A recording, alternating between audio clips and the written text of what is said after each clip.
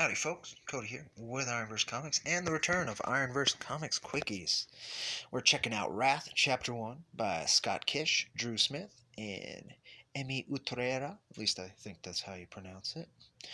This cover, on my camera and in my current lighting, doesn't really show up that great, but it's the version I read. It's the campaign exclusive cover, very cool. This is the cover you will find if you're going to go check it out after this review. Very neat stuff. As usual, let's start with a little context. I wanted to return to this, what I'm going to call it, a catharsis for me. I wanted it to be something resonant and something meaningful to myself. It's been a long time since I've done a IronVerse Quickie, and some of that is just because I lost some heart for it. But as times move forward, I wanted to return to this series, but I needed the right note to do it, right? This is it, which is really cool to me.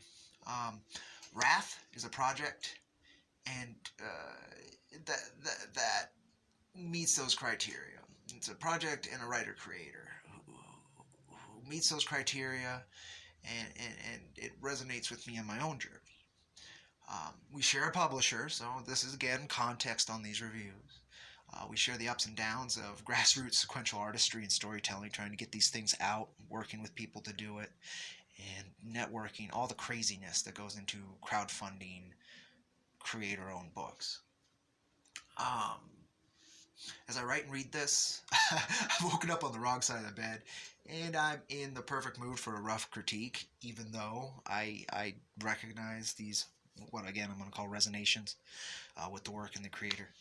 But let's see how that translated, right?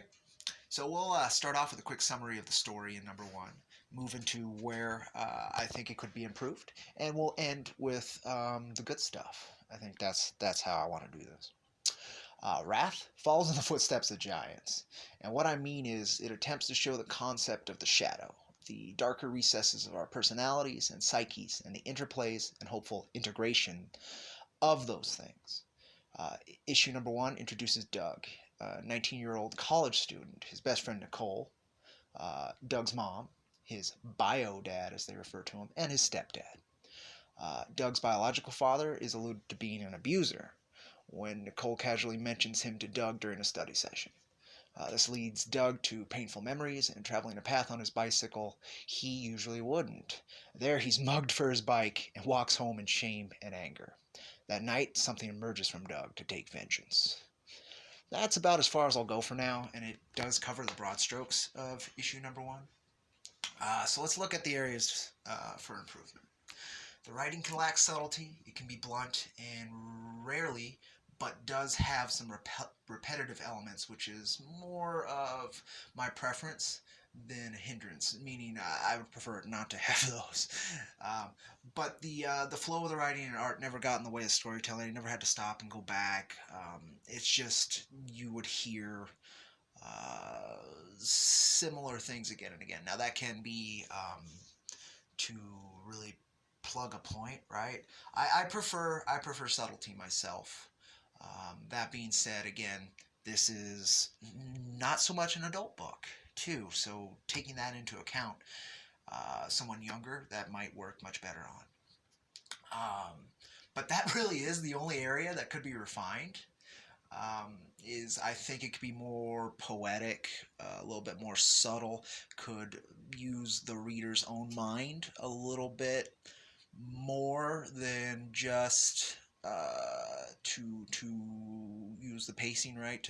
It could engage with that a little bit more. Again, subtlety means that you have to interact with the work, right? Or the reader has to interact with the work. But again, could be because this is aimed at not so much myself, right, my demographic, but anywho, that was the main and only negative, and I'll show you why. The art is exceedingly expressive and flowing. It never gets up its own butt. It never crowds you with things to read. The flow is excellent. The art style is unique and can lead to some really cool stuff. This page in particular, I love the paneling flow. I think that is incredible. The design of what has become called the Rage Puppy is just excellent. Oh man. So that was some of the positives, right? So let's see what I wrote for the positives. The art at times is very striking. Exactly. It communicates the emotions well, as I showed. It flows smoothly. Again, I love the paneling and the pacing. Which is one of the main flaws you'll see in grassroots indie work, is that they don't understand paneling or pacing, or the creative team just does not click. And you can feel that, the artist is compensating for the writing too much, or the writer is compensating for the artwork too much, or they're both not sure of each other. And you can feel that in a lot of indie work. Not here. Not here at all. The decision to mix one color at pivotal moments with grayscale really set a vibe and a signature for the series that we'll keep in memory. Again, just look at that. It's very cool. You can feel the heart and the experience in the story, the writing, and the line art, which gives it this air of honesty, which again I really appreciate. It's not, you're not being given a show, right? You're a performance. It's not so much a performance as it is an experiential tale. Wrath is worthy of your time and support. I can only see it growing into something completely compelling and unique. I'll be checking out number 2 soon, so keep an eye out for my thoughts on that. And right now, as of this writing and recording, number 3 has about a week left on Kickstarter. I'll have the link in the description below if you want to check that out. I recommend getting a hold of that. I believe you can get number 1 and 2 through there as well, but I think number 1 and number 2 are just available directly through Wikid Publishing. If you want to go ahead and go to their site, wikidpublishing.net, and check it out. Thank you folks for your time and supporting indie work. It's the only reason things like this exist alongside my own work, and we really need it. So thank you so much, and I'll catch you on that rusty IronVerse Comics trail. Take care, friends.